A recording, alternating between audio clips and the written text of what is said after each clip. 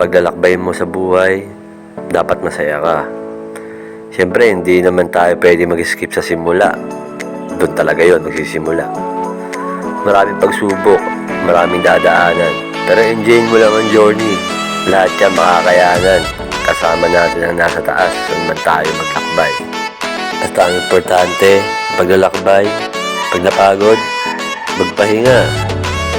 Pag nauhaw, uminom. Pag nagutom, kumain.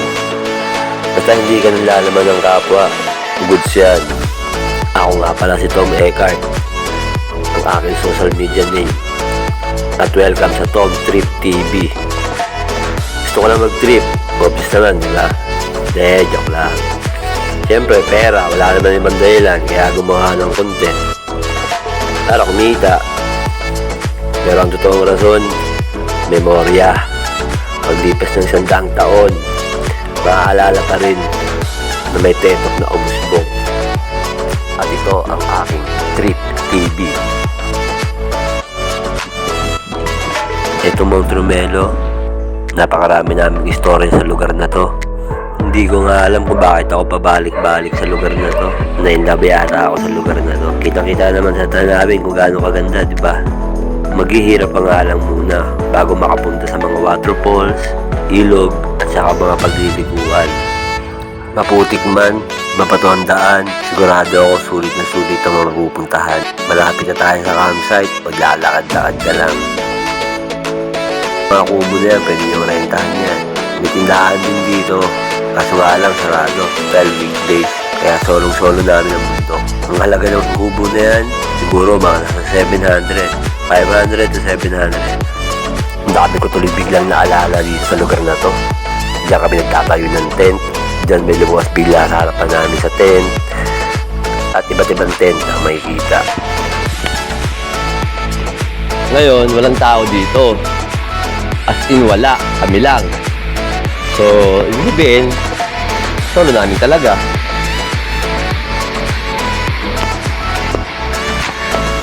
Bunga nga ng polsyo na kayo pupunta. Ganito talaga dito pag weekdays. Walang tao. Pero andyan naman yung locals na nagtitinda. Kung anong kailangan nyo, lumapit na kayo sa kanya. Unang-unang gagawin, magtayo ng tent. Para pag umulan, hindi mababasa ang gamit.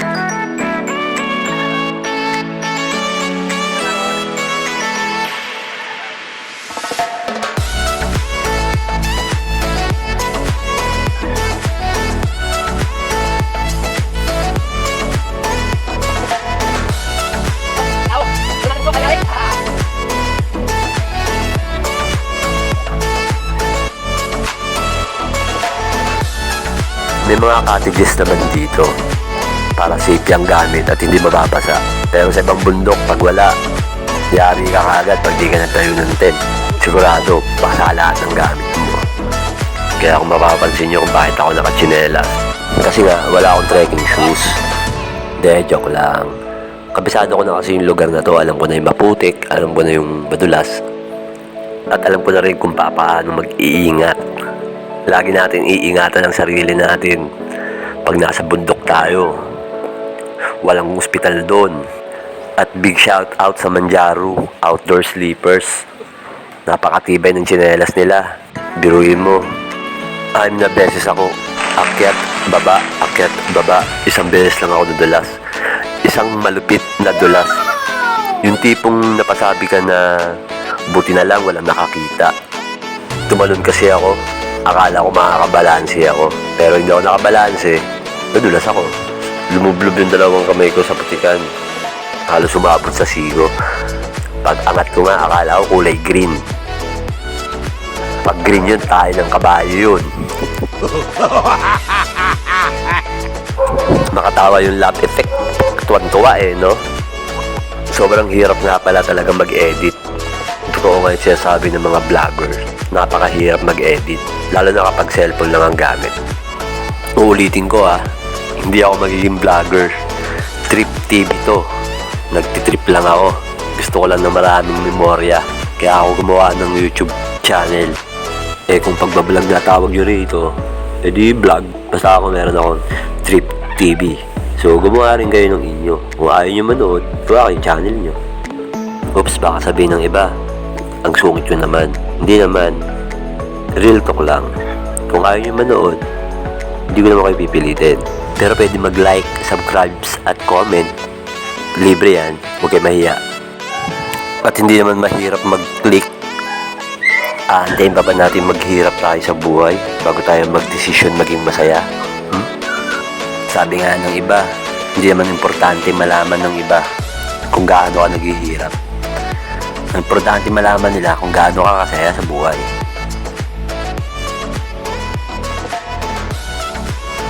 Daming sabi, no? Gutom na. Luto naman.